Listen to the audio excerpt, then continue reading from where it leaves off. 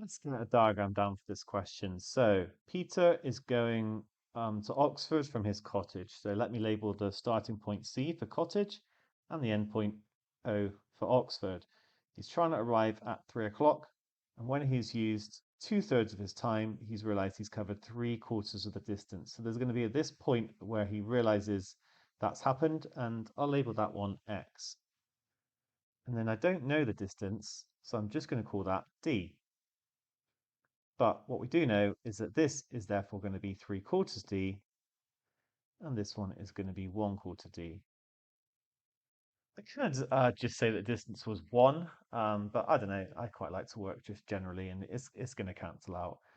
So let's now find the ratio for the speed for the first part of the journey to the second part. Okay, so first part, C to X, first velocity.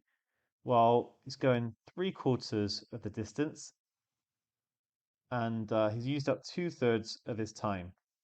Actually, the 3 o'clock doesn't really matter. The main point is that we're going to be dividing by 2/3.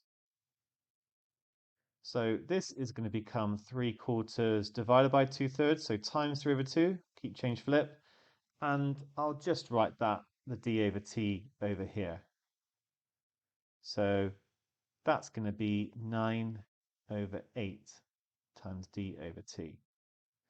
Right, now x to O, second velocity. There's 1/4 of the distance left to travel, and 1/3 of the time.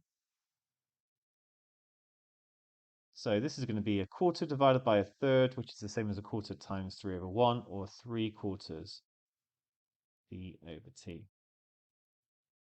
All right, brilliant. So the ratio of the speeds are going to be 9/8, so d over t, to 3/4 d over t. Now I can just cancel these out. They're in both expressions. And I'm going to times through by 8, which is going to give me 9. When I times through by 8, partially cancels with the 4, 9 to 6, which I can then cancel down to 3 to 2. There we have it. That is going to be the ratio of the speeds.